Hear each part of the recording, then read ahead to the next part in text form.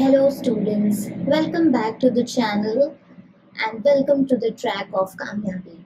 So here in this new video, I am with the contents of doctrines under Article 13.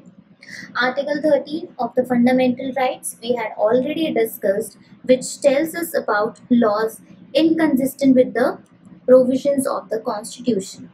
So Article 13 also consists of basically two kinds of laws, that is pre-constitutional laws and post-constitutional laws. So before starting we should know what is pre and what is post-constitutional laws. Pre-constitutional laws means under Article 13 clause 1, all laws in force before the commencement of this constitution which are inconsistent with fundamental rights will be void as per to the extent of its inconsistency. So 13 ka clause 1 talks about pre-constitutional laws and clause 2 talks about post-constitutional laws. And when after the commencement of the constitution, whatever the state laws will make, it should not take away or it should not violate the fundamental rights, and if any provisions is like that, it will be held as void ab initio, void from the starting itself. And point 1 tells us about extent of inconsistency. Extent of inconsistency means कि जब तक that particular article or section is inconsistent with the fundamental rights, so जब तक inconsistency continue रहेगी तब तक वो void रहेगा. In case future अगर that particular provision of the constitution gets amended or it gets changed, so वहाँ पे that inconsistency is now no more. So वहाँ पे if the inconsistency is now off, therefore the particular law which was void because of the inconsistency, if its inconsistency doesn't exist, therefore the law will be valid again. But this doesn't happen in the case of post-constitutional laws because it is void ab initio. So let's come on to the understanding of Article 13, that is why it is called as the guardian of fundamental rights. It is called as the guardian because it ensures that no law infringes upon liberties guaranteed to the citizen, and these liberties will mark the against legislative overreach, empowering the judiciary to uphold the sanctity of the constitution. Basically, if we talk about that Article 13 clause 1, it is about extent of inconsistency, I have already told you. And if I talk about post constitutional laws, that means जो हमारे constitution आने के बाद effect में आए हैं, that will be held as void ab initio. So now there are two more sub clauses to this, that is clause 3 and clause 4. Clause 3 consists of that what is law and what is law in force. Law in force includes all the pre-constitutional laws जो constitution के पहले आए थे but constitution के आने के बाद भी हमने उनको continuous रखा. And law means it includes all the ordinances, all the rules, regulations, bylaws, orders, ordinances, etc. So laws के साथ साथ these particular words also confine in the definition of law.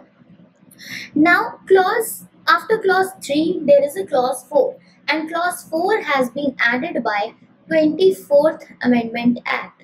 24th Amendment Act में बोला गया that all the constitutional amendments under Article 368 talks about the amendments in the constitution, and it said that all the constitutional amendments shall be considered under Article 13 as a law, and these constitutional amendments will not be included as a law. So the language of the article is no amendment of the constitution under Article 368 shall be considered as law for Article 13. This was added by 24th Amendment. And after this, Keshav Nanda Bharti case came up. Keshav Nanda Bharti said that Parliament has the supreme power or the absolute power to amend the constitution, but it also said that basic structure should not be disturbed. So if I say कि constitutional amendments are not added as a law, that means they cannot be challenged in the court of law because they are not actually the law. But here legislature has the power to make law, so यहाँ पे arbitrary action या फिर misuse के chances बहुत ज़्यादा है. अगर उनको हम law की तरह treat नहीं करेंगे तो फिर कौन check लगाएगा कि ये सही है या गलत है. केशव नंदा भारती केस ने एक filter लगा दिया. What was that filter? It was basically a filter of basic structure, कि यहाँ से you are doing the amendments and this is the filter of basic structure doctrine.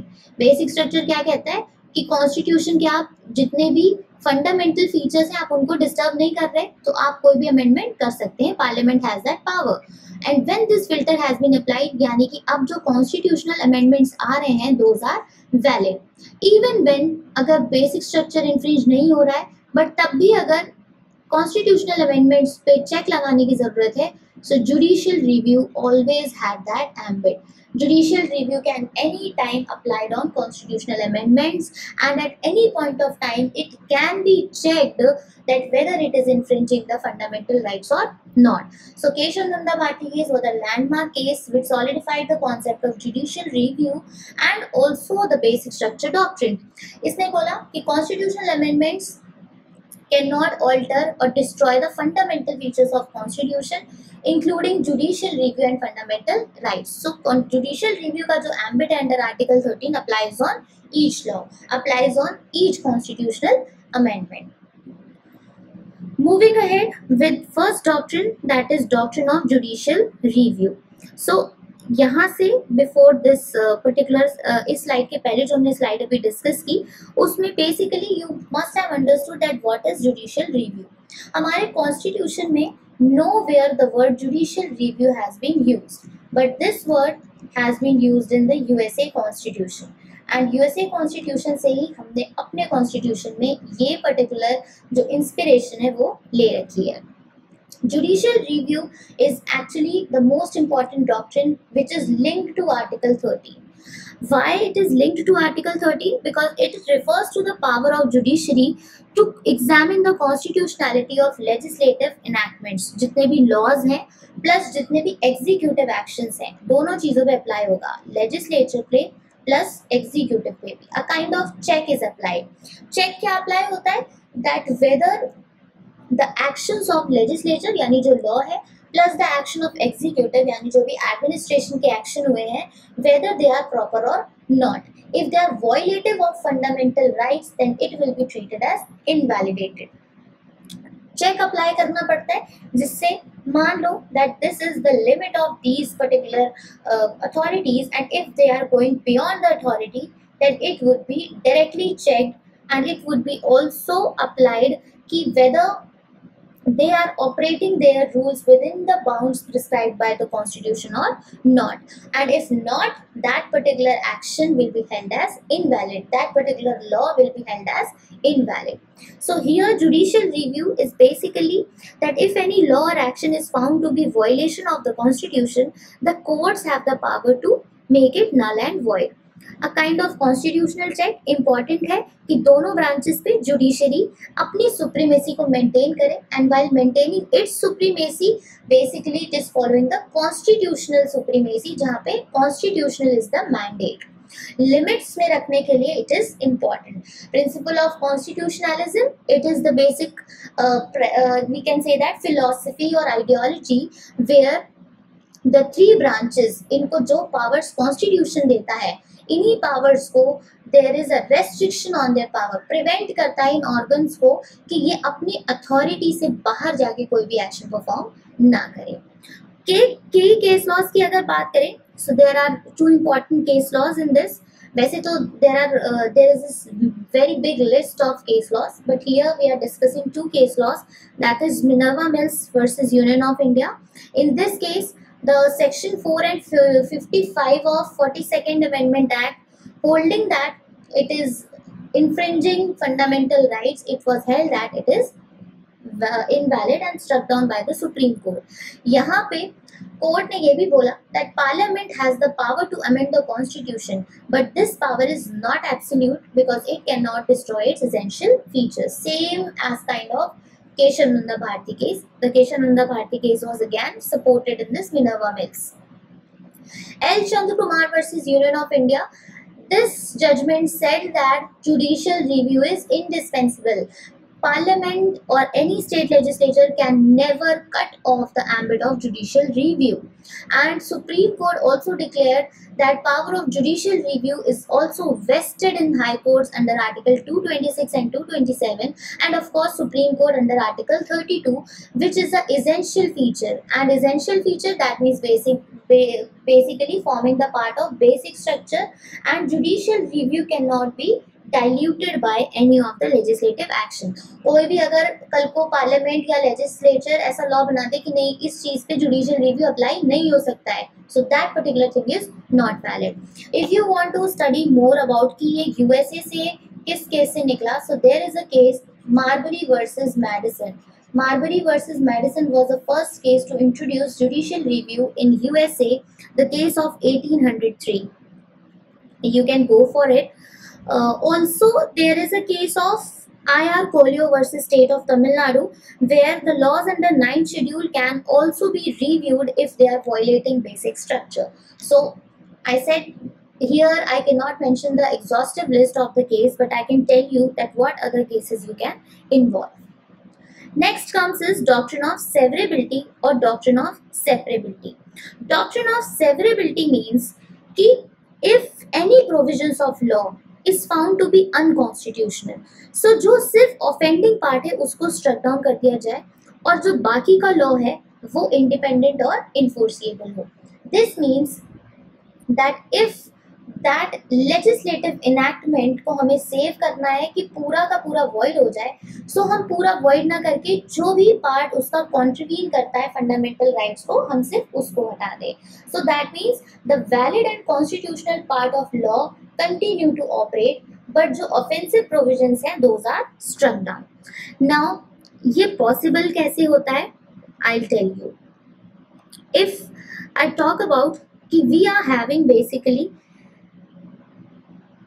two things under Article 13. First is pre-constitutional and second is post-constitutional. So when I talk about severability, both of them include that any law inconsistent or in derogation shall be held void. But 13 का one specifically कहता है pre-constitutional laws के लिए, जो कहता है to the extent of inconsistency.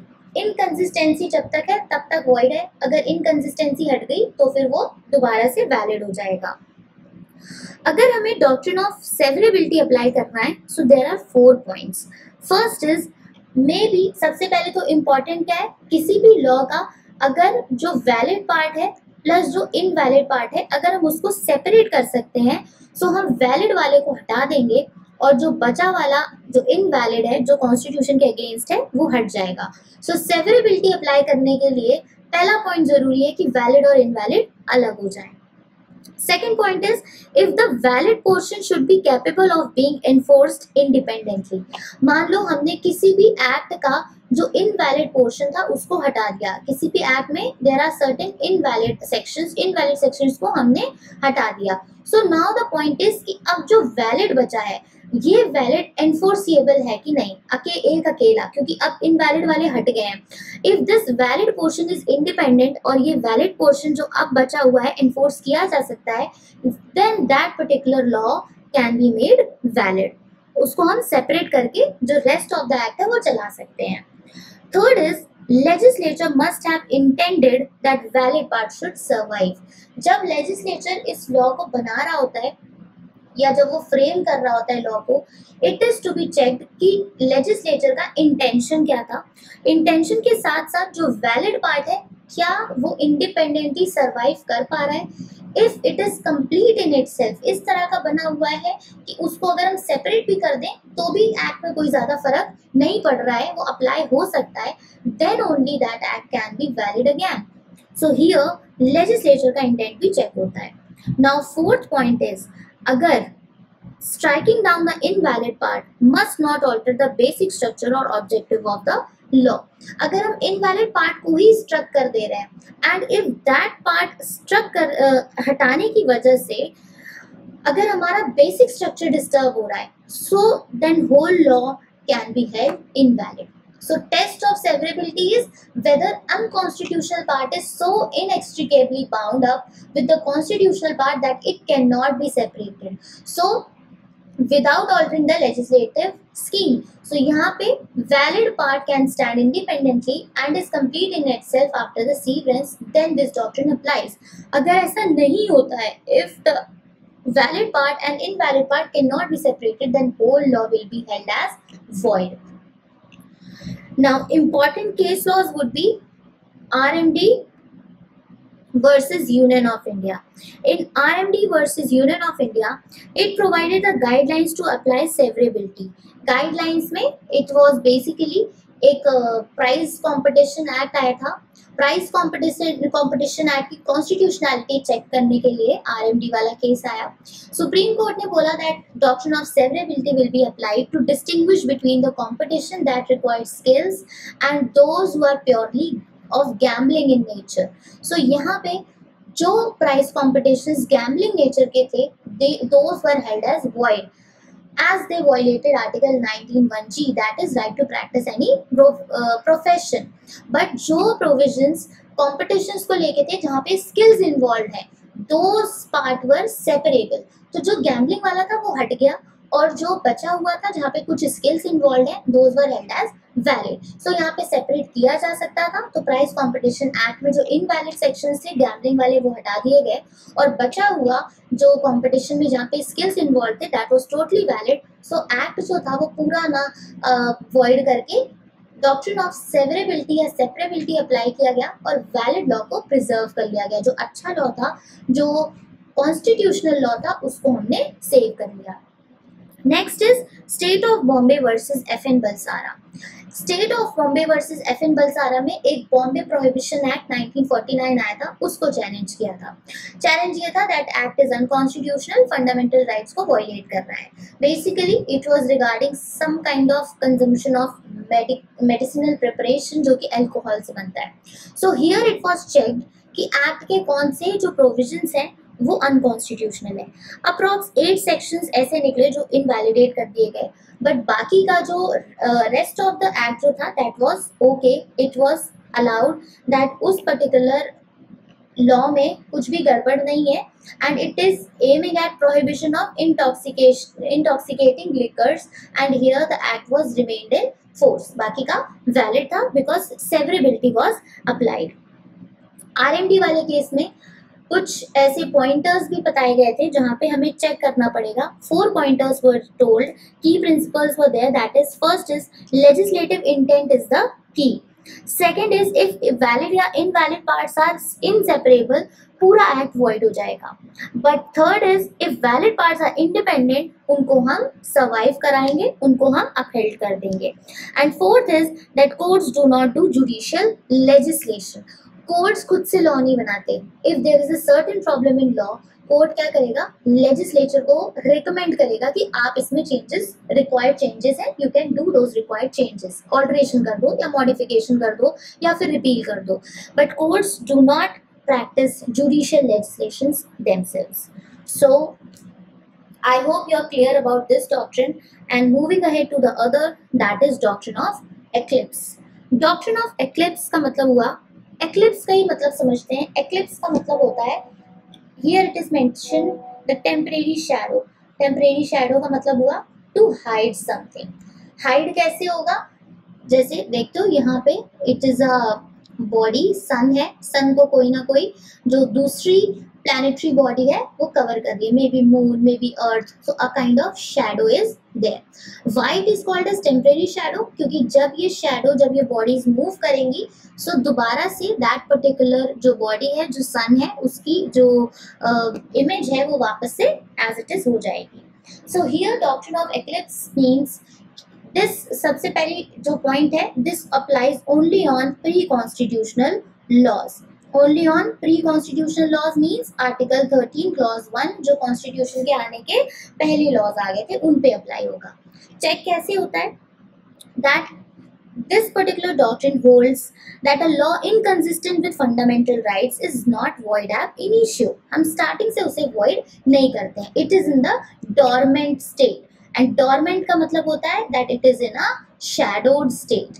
कुछ ऐसा हो गया है कि दैट पर्टिकुलर लॉ या उसके कुछ प्रोविजंस फंडामेंटल राइट्स के अगेंस्ट हैं या फंडामेंटल राइट्स को के साथ इनकंसिस्टेंट हो रहे हैं, सो वहाँ पे हम इनको डोरमेंट स्टेट में कर देते हैं, हम उनको शैडो कर देंगे, अनएनफोर्सेबल हो जाएंगे because they are violating a certain provision of fundamental rights.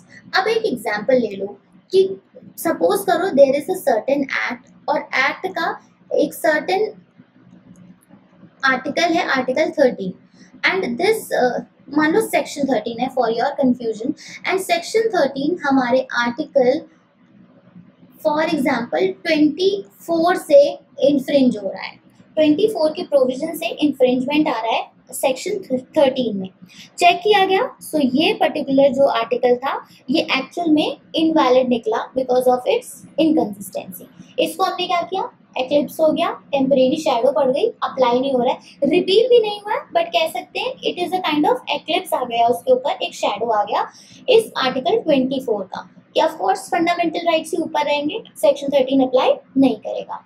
कुछ टाइम के बाद क्या हुआ, यहाँ इस पर्टिकुलर 24 को रिपील कर दिया गया या फिर अमेंड हो गया ये। सो आफ्टर द अमेंडमेंट और आफ्टर द रिपील अब ये जो इनकंसिस्टेंसी यहाँ पे आ रही थी अब ये अप्लाई नहीं कर रही है, इनकंसिस्टेंसी यहाँ से चली गई। सो दैट मीन्स अगर इनकंसिस्टेंसी ही खत्म हो गई, कैंसिल आउट हो गई, so section 13 is again valid, क्योंकि हमने इसको वॉइड एब इनिशियो नहीं किया था, ये डेड लॉ नहीं था, ये सिर्फ शैडोड था। जैसे ही आर्टिकल 24 का शैडोड हटा, सो आर्टिकल जो ये सेक्शन 13 है पर्टिकुलर एक्ट का, जो आर्टिकल 24 की वजह से एक्लिप्स था, अब एक्लिप्स हटने के बाद इट इज अगेन वैलिड। अगर यहीं पे ये 13(1) पे क्यों अप्लाई होता है, क्योंकि ये प्री कॉन्स्टिट्यूशनल लॉज हैं, वहां पे क्या कह रहा है, एक्सटेंट ऑफ इट्स इनकंसिस्टेंसी, सो हमने इसे वॉइड किया है, वॉइड एब इनिशियो नहीं किया है। वॉइड एब इनिशियो का मतलब क्या होता है, void from the starting itself, अगर हम स्टार्टिंग से कर देते तो स्कोप ही नहीं रह जाता। आर्टिकल 13 के क्लॉज 2 में पोस्ट कॉन्स्टिट्यूशनल लॉज हैं, वहाँ हम ये चांस नहीं देते हैं कि अगर इनकंसिस्टेंसी हटती है तो आप दोबारा से वैलिड हो जाओगे, पोस्ट में वी डोंट अलाउ। क्यों नहीं अलाउ करते हैं, क्योंकि पहले कॉन्स्टिट्यूशन के जो लॉज आ गए थे वो अच्छे से चल रहे थे, जब लॉ बन रहा था दे वर नॉट नोइंग कि आगे सिचुएशन क्या होगी, कैसा कॉन्स्टिट्यूशन आ जाएगा, दे डोंट नो कि फंडामेंटल राइट्स कौन कौन से होंगे। बट जैसे ही कॉन्स्टिट्यूशन आया, मान लो उस एक्ट का कुछ प्रोविजंस ऐसे निकले जो अगेंस्ट हो गए, सो हमने उनको एक्लिप्स कर दिया। वो तब तक इनकंसिस्टेंट रहेंगे तब जब तक कि फंडामेंटल राइट्स से उनकी इनकंसिस्टेंसी कंटिन्यूड रहेगी, बट जैसे ही फंडामेंटल राइट्स से उनकी इनकंसिस्टेंसी खत्म होगी they will be again held as valid. हमने पोस्ट कॉन्स्टिट्यूशन लॉज यानी आर्टिकल 13 के क्लॉज 2 में ये मौका नहीं दिया है। रीजन बिहाइंड कि स्टेट को तो आफ्टर कमिंग की कॉन्स्टिट्यूशन जब आ गया था, कमेंसमेंट हो गया था, स्टेट को पता था कि हमें कैसे लॉज बनाने हैं, but still if certain laws are made who are against the fundamental rights, so हम उनको टैग दे देते हैं वॉइड एब इनिशियो का, कि वो स्टार्टिंग से ही वॉइड है। अगर स्टार्टिंग से वॉइड है, no scope of extent of inconsistency, इसीलिए आर्टिकल 13 का clause 2 doesn't use the word inconsistency in its second part।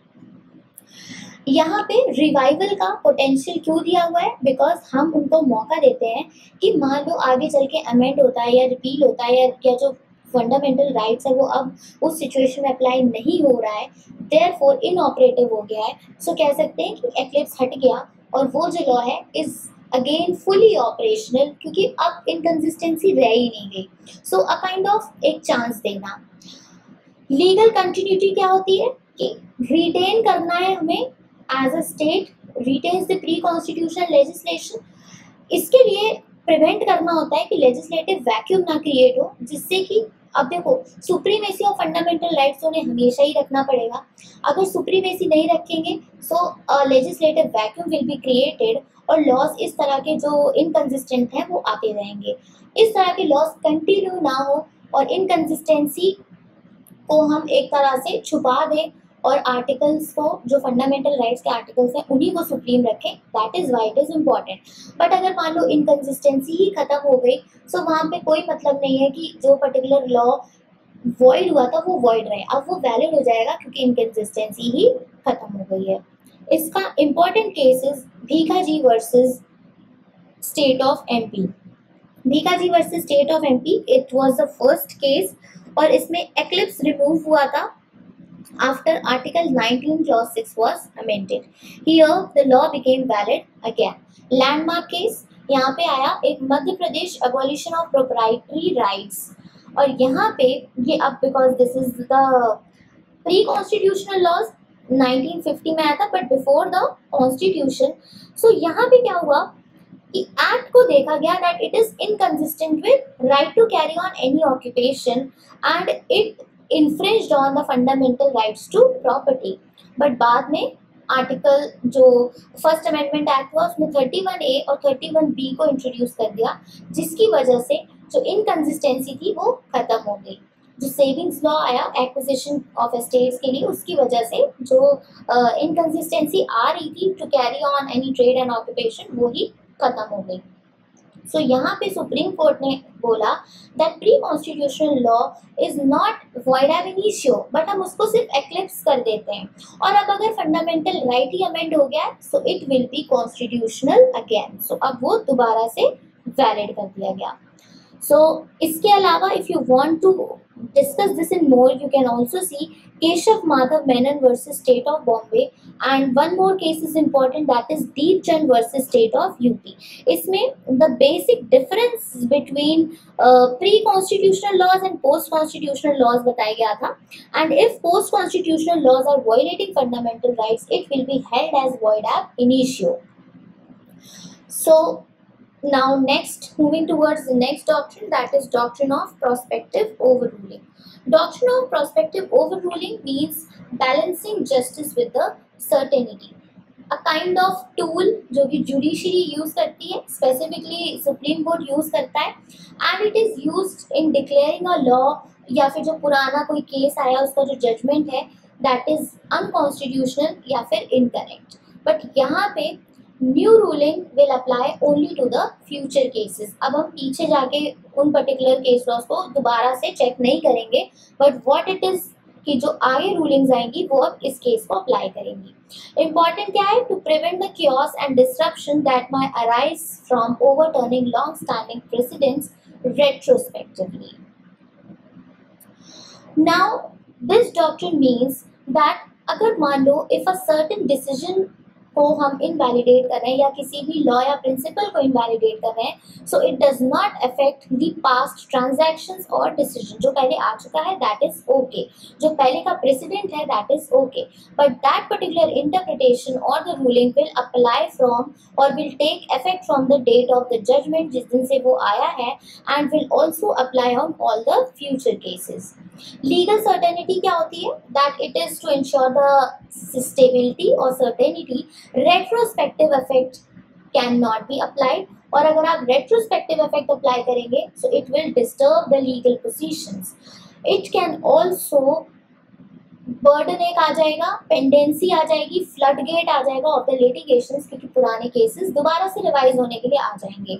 सो यहाँ पे प्रोस्पेक्टिव ओवर रूलिंग जो है it mitigates these risk and provide a smooth transition. Smooth transition क्या है कि हम प्रोस्पेक्टिव इफेक्ट अप्लाई करेंगे and not the retrospective effect.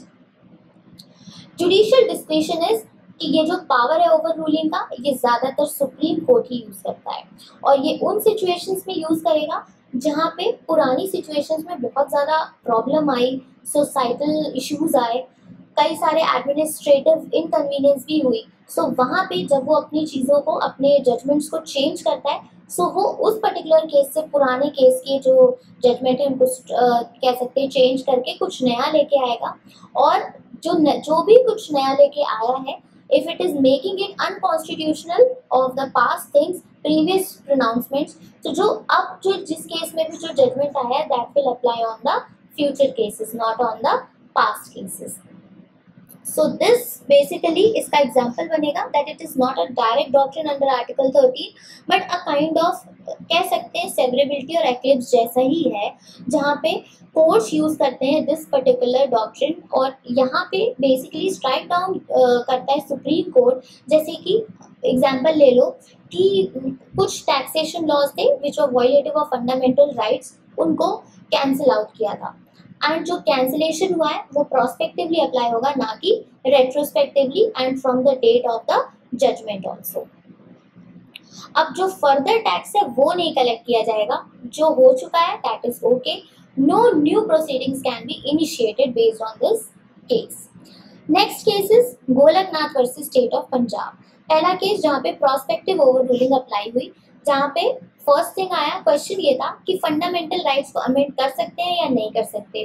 Court ने बोला कि कर सकते हैं बट वुड ऑपरेट प्रोस्पेक्टिवली, मतलब जो पुराने जो केस लॉस निकल गए जिन्होंने कहा नहीं कर सकते हैं या एब्सोल्यूट पावर नहीं है, वो अपनी जगह ठीक है, but amendments made prior to the judgment वो वैलिड रहेंगे। पर जो फ्यूचर जो अमेंडमेंट्स होंगे वहां पे क्या हुआ, that it could not abridge fundamental rights, क्योंकि इस केस ने क्या बोला था कि फंडामेंटल राइट्स को अमेंड नहीं कर सकता है। क्वेश्चन था कि fundamental rights can be amended और नॉट। इसके पहले वाला केस जो शंकरी प्रसाद आया था उसने बोला that parliament can amended, but Golaknath में बोला गया that it can not abridge the fundamental rights. So जो भी अमेंडमेंट आएंगे वो चेंज ऑल्टर नहीं करने चाहिए फंडामेंटल राइट्स से। सो दिस पर्टिकुलर रूलिंग, अब of course Kesavananda Bharati case में इसको चेंज कर दिया गया, एग्जैक्ट ऑपोजिट हो गया। सो दिस प्रोस्पेक्टिव रूलिंग जो कि केशव नंदा भारती केस में आया है वो गोलकनाथ वाले जो जजमेंट को चेंज नहीं करेगा। जो भी डॉक्ट्रिन्स केशव नंदा भारती केस से आए, जैसे डॉक्ट्रिन ऑफ जुडिशियल रिव्यू और मजबूत हो गया, बेसिक स्ट्रक्चर इंट्रोड्यूस हुआ, प्लस जुडिशियल पावर कैसे, अब जो प्रोस्पेक्टिव ओवर रूलिंग लगाई है उसमें भी आप जुडिशियल पावर को और ज़्यादा स्ट्रेंथन कर रहे हो, ये सारी चीज़ें केशव नंदा भारती केस के बाद अप्लाई होंगी, but not on the Golaknath case, क्योंकि these cases were exact opposite. जो जजमेंट आया था वो ऑफ कोर्स थोड़ा सा आपस में देखा जाए तो डिफरेंट था। सो अब चीज़ें आई हैं केशव नंदा भारती केस में, तो रेट्रोस्पेक्टिव अप्लाई ना होके जो केस जो जजमेंट आ गया, जो केस रिजॉल्व हो गया वो एज इट इज है, बट अब जो आगे से चीजें होंगी that will be dependent on Kesavananda Bharati case. Next comes is doctrine of void ab initio. Void ab initio मतलब कि स्टार्टिंग से ही वॉइड हो गया, एब्सोल्यूट नलिटी हो गई। एब्सोल्यूट नलिटी का मतलब होता है कि राइट फ्रॉम द बिगनिंग, जब से आया है, are considered null and void right from their very inception. These apply on post constitutional laws, Article 13 Clause 2. इनको ऐसा माना जाएगा that such laws deemed to have never existed in the eyes of law and having no legal force or effect whatsoever.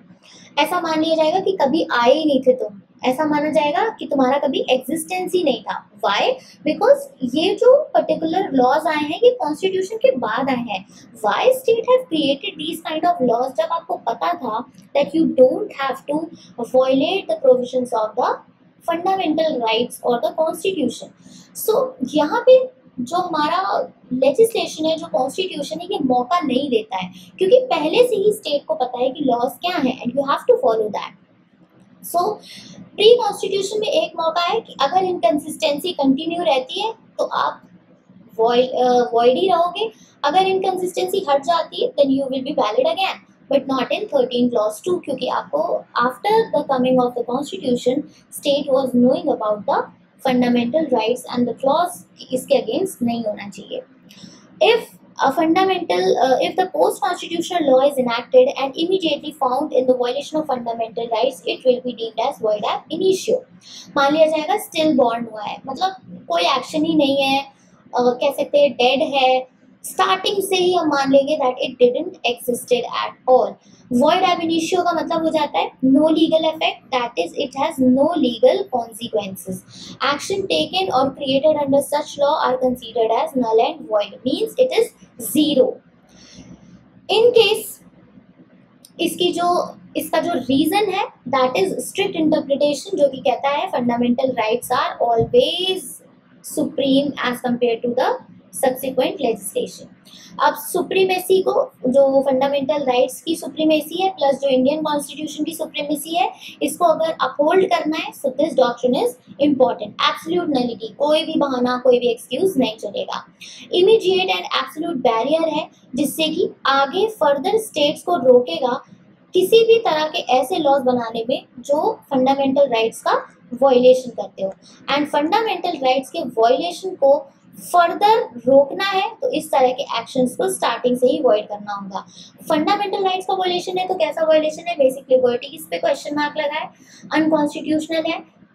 और यहाँ पे हम parliament को कहीं पर भी ये पावर नहीं देना चाहते हैं ऑफ टेम्परेरी लेजिटिमेसी कि हाँ चलो ठीक है थोड़े दिन चल गया, बाद में समझ आएगी अच्छा अनकॉन्स्टिट्यूशनल है, सो यहाँ पे हमने थोड़े दिन उसको कंटिन्यू रखा। हमको स्टार्टिंग से ही उसको वॉइड एब इनिशियो कर देना है। तो सारे एक्शंस जो कुछ भी हो गए थे वो सारे इनवैलिड है, सारे वॉइड है from the starting. Case law important is Kesavananda Bharati case. इसने बेसिक स्ट्रक्चर डॉक्ट्रिन बताया, प्लस ये भी बताया कि जितने भी कॉन्स्टिट्यूशनल अमेंडमेंट्स है will be void ab initio if they violate the basic structure. मैंने पहले भी बताया, एक फिल्टर लगा दिया है और फिल्टर से सारे अमेंडमेंट्स आ रहे हैं। This is the filter of basic structure. अब बेसिक स्ट्रक्चर अगर वायलेट हो गया तो अब आर्टिकल 13 क्लॉज 2 क्या कहता है, अप्लाइज टू लॉज, वो लॉज जो आफ्टर कॉन्स्टिट्यूशन आए हैं इंक्लूडिंग कॉन्स्टिट्यूशनल अमेंडमेंट्स। और अगर फंडामेंटली ऑल्टर करते हैं या डिस्ट्रॉय करते हैं बेसिक स्ट्रक्चर को, it will be treated as void from the beginning itself. So spirit of void ab initio continues और एक तरह का we can say that cross constitutional red lines कि अगर आप कॉन्स्टिट्यूशन की बाउंड्रीज को अगर आप बाहर जाओगे, रेड लाइंस को क्रॉस करोगे, that means it is ab initio, voidness from the starting itself. Next is Deepchand versus state of UP. अभी मैंने डिस्कस किया इन दीपचंद डॉक्ट्रिन ऑफ एक्लिप्स आया था, बट ये था फॉर प्री कॉन्स्टिट्यूशनल लॉज। अगर पोस्ट कॉन्स्टिट्यूशनल लॉज हैं और इनकंसिस्टेंट है फंडामेंटल राइट से तो वो वॉइड एब इनिशियो होंगे and they can not be saved by the doctrine of eclipse. वो ऐसे नहीं होते हैं कि टेम्परेरी है, अगर कंसिस्टेंसी हटेगी तो वापस से आ जाएंगे। It applies only on pre constitutional laws.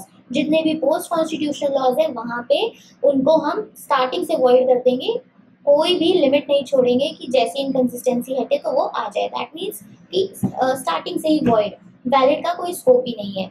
So court ने Deepchand versus state of UP में क्लैरिफाई किया that article 13 clause 2 prohibits the state from making any law which takes away और abridges fundamental rights. Still bond का मतलब क्या हुआ, कोई हलचल ही नहीं हुई, स्टार्टिंग से ही डेड है। सो जब स्टार्टिंग से डेड है तो आप दोबारा से उसको कैसे लिविंग कर सकते हो, right?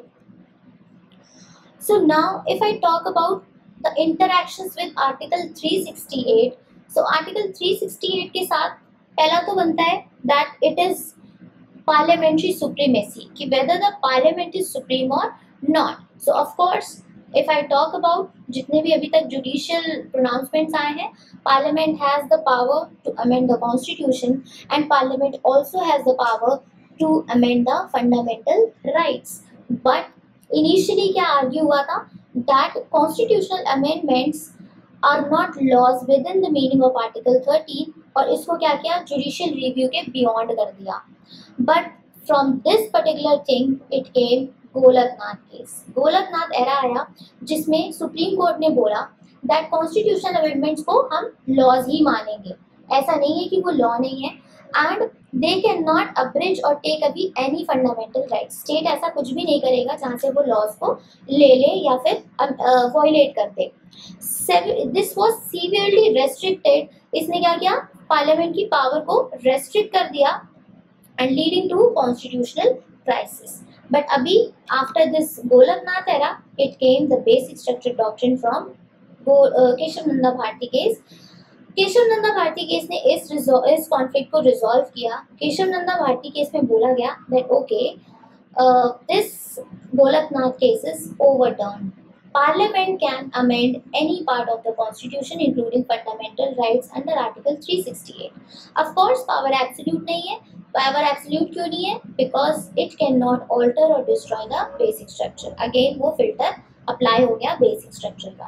Minerva Mills versus union of India में अगेन क्लैरिफिकेशन किया गया, बेसिक स्ट्रक्चर डॉक्ट्रिन का रीइंफोर्समेंट हुआ एंड ये भी बोला गया कि जुडिशियल रिव्यू का एम्बिट कहीं भी खत्म नहीं है। So even if it is regarding कि कॉन्स्टिट्यूशनल वैलिडिटी क्या होगी, जो भी कॉन्स्टिट्यूशनल अमेंडमेंट्स आए हैं that can always at any time can be check by the court of law. की केस लॉस की बात करें, so we discussed Kesavananda Bharati case. Kesavananda Bharati case talks about the basic structure doctrine, और important point ये है कि parliament has the amending power which is of course not absolute. It can alter the fundamental rights, but it cannot alter the fundamental features, that is basic features. And basic features has the so many lists जो बहुत सारे cases से create हुई है. Basic structure में I can tell you कि जितने भी Indian state का जो nature है, जो हम systems follow करते हैं, those cannot be violated and those cannot be amended itself. Minerva Mills case अभी डिस्कस किया that it is reaffirming the basic structure doctrine, और यहाँ पे अगर फंडामेंटल राइट्स अगर इन्फ्रिंज हुए हैं तो यहाँ पे ये भी कहा जाएगा कि जो टीपीएसपी है वो भी स्टेट को फॉलो करना है, एंड जुडिशियल रिव्यू का ambit is the basic structure जो कि रिमूव नहीं किया जा सकता है. आरएमडीसी वर्सेस यूनियन ऑफ इंडिया में doctrine of severability I, plus इन्होंने बताया कि अगर अनकॉन्स्टिट्यूशनल पार्ट है अगर सेपरेट किया जा सकता है तो बचा हुआ एक्ट वैलिड होगा.